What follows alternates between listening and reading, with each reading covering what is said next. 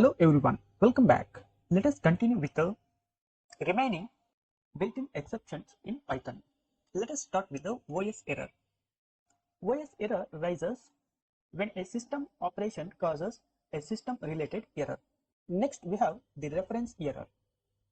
This reference error arises when a weak reference proxy is used to access a garbage collected referent. Next we have the runtime error. When an error does not fall under any specific category, then we call it as an runtime error. Next we have the stop iteration error. We have already seen how the next function arises the stop iteration to indicate that no further item is to be returned by the iterator. For example, let us run this cell and use the next C. Let us iterate over the values 3, next 2, next 1, and we got finally the stop iteration error. Next we have the indentation error. An indentation error arises when we use the incorrect indentation. For example, here both the print statements are in correct indentation level.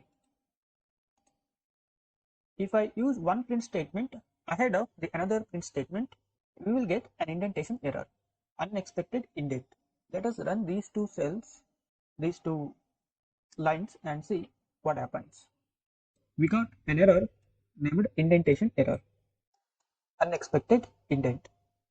Let us correct the indentation error by pressing Shift and Tab. Next we have the tab error. When the indentation is inconsistent in tabs and spaces, we will get a tab error. For example, in these two print statements, instead of using the tab, if we use any space, then we will get a tab error instead of the indentation error. Next we have the system error. When the interpreter detects an internal error, then we will get a system error. Next we have the system exit error.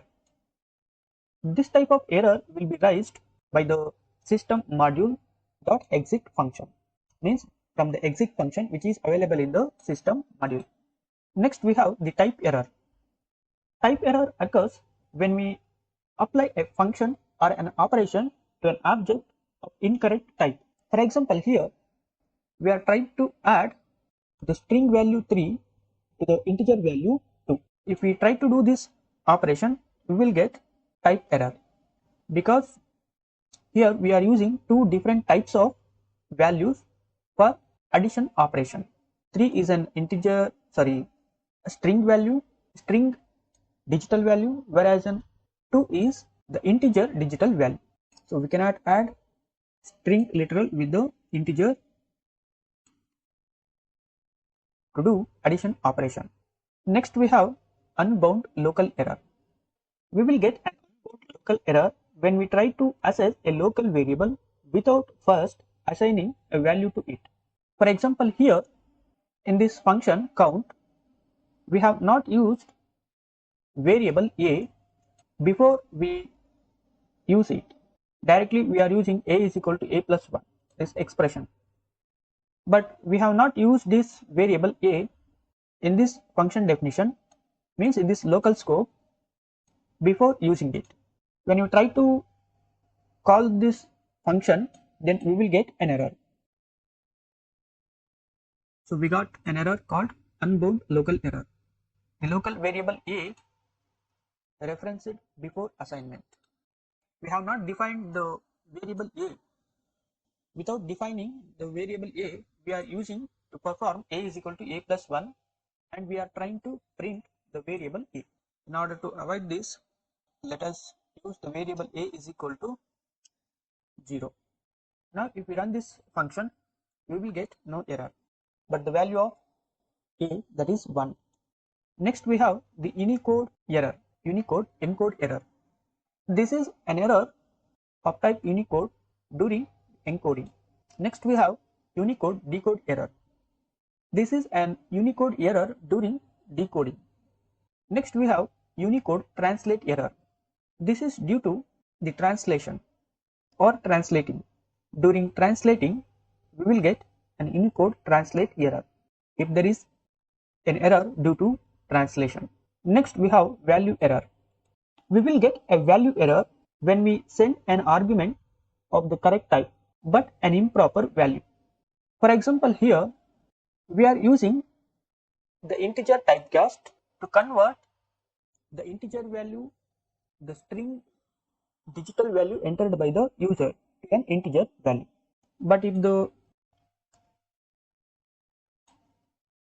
user enters floating point value or any other values instead of the digital integer values, then we will get value error. For example, 2.3. Here we can see the value error, invalid literal for int with base 10. Next we have the zero division error. We have already seen why it happens in Python. We cannot divide an integer value or any numerical value by 0. If we try to divide any numerical value by 0, we will get zero division error. These are all the built-in errors and exceptions in Python. But how to avoid these exceptions and work with the errors which occur during the program execution? So we will see how to handle the exceptions and how to write the exceptions in Python code to avoid executing the code even after identifying the errors of a specific type. So thanks for watching this lesson. In the next lesson, we will see how to handle exceptions in Python.